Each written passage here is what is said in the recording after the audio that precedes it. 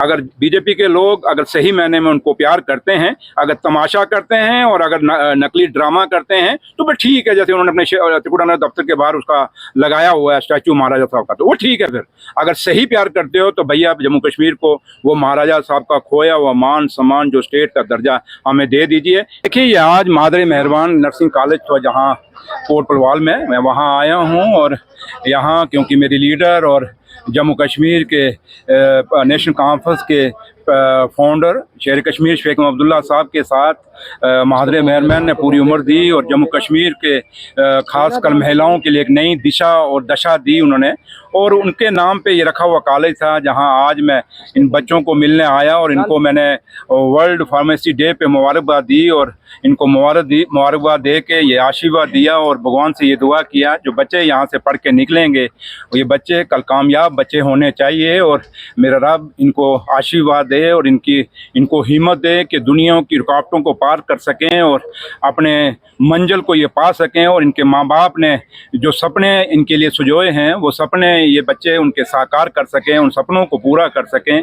इस उम्मीद के साथ मैंने आज इनसे विदा ली है और कॉलेज बहुत अच्छा है और बड़े इनका फैकल्टी मेंबर्स भी अच्छे हैं। मुझे इनसे इंटरेक्ट करने का थोड़ा बहुत ही टाइम मिला क्योंकि आगे मैंने दिल्ली जाना है, लेट हूँ, तो इसलिए नेक्स्ट एक बार आऊँगा, मैं इनके साथ बैठूँगा, लड़कों के साथ, बेटों के साथ, बेटियों और फैकल्टी मेंबरों के साथ बात करेंगे।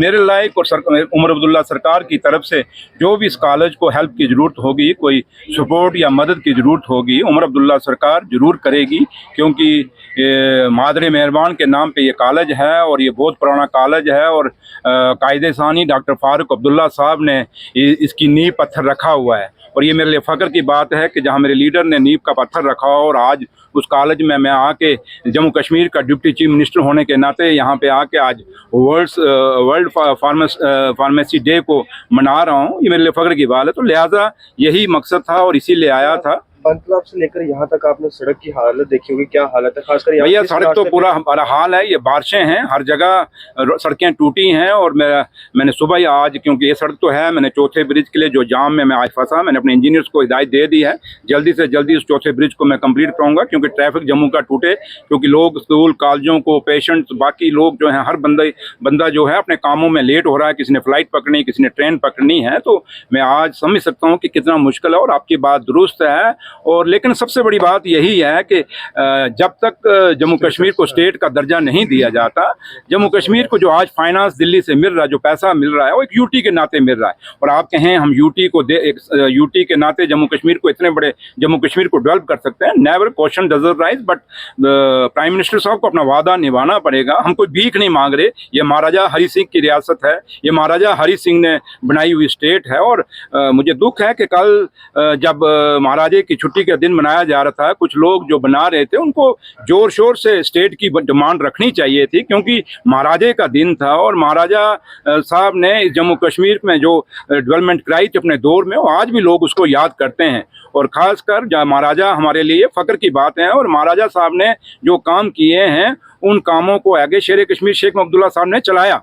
लेकिन आज महाराजा साहब की जो स्टेट है, अगर बीजेपी के लोग अगर सही मायने में उनको प्यार करते हैं, अगर तमाशा करते हैं और अगर नकली ड्रामा करते हैं तो फिर ठीक है। जैसे उन्होंने अपने त्रिकुटानगर दफ्तर के बाहर उसका लगाया हुआ है स्टैचू महाराजा साहब का, तो वो ठीक है। फिर अगर सही प्यार करते हो तो भैया जम्मू कश्मीर को वो महाराजा साहब का खोया हुआ मान सम्मान जो स्टेट का दर्जा हमें दे दीजिए। नहीं देंगे तो नेशनल कॉन्फ्रेंस मत सोचिए कि हम चुप बैठेंगे, ये उमर अब्दुल्ला सरकार में हम बैठे हैं इसलिए चुप हैं। लेकिन जहाँ सब्र का भी एक कहीं ना कहीं एक टाइम होता है, एक पीरियड होता है, हम अपने लोगों के आगे झूठे नहीं बनेंगे।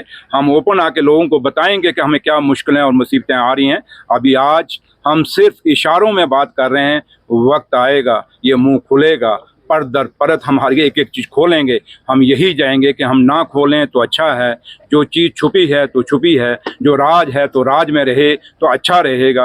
महराज को लेकर क्या कहेंगे? देखिए महराज मलिक की एक बात तो मैं कहूँगा, मेरा जम्मू कश्मीर का कल्चर, मेरे जम्मू कश्मीर की सभ्यता, हमारे जम्मू कश्मीर की संस्कृति ये इजाज़त नहीं देती जो महराज साहब ने जो लफ्ज़ जो वर्डिंग यूज़ की है उस DC के लिए, ये गलत है। मैं इस चीज़ को कभी नहीं कहा, but he is a sitting MLA, honourable MLA और लोगों का चुना हुआ नुमाइंदा है। डीसी साहब को भी सोचना चाहिए था, और डीसी साहब को ये पीएसए शीएसए के उसमें वो क्रिमिनल नहीं था, वो कोई टेररिस्ट नहीं था, वो कोई गैंगस्टर नहीं था। गैंगस्टर आपके खुले घूम रहे हैं, आप उनको तो पूछ नहीं रहे, लेकिन एक ऑनरेबल एमएलए पे आप पीएसए लगा रहे हैं। तो लेकिन डीसी साहब को मैंने पहले भी कहा है, आज भी कहूँगा, मेरे भाई ये सुइयाँ कल इधर थी, आज सुइयाँ इधर हैं, कल सुइयाँ इधर होंगी। ये माजी के सबक हमने जानते हैं। जो भी ऑफिसर का जब भी कभी वो सियासत में पड़ा, पॉलिटिक्स में पड़ा, उसका नतीजा गलत होता है। इस समझदार के लिए इशारा काफ़ी है।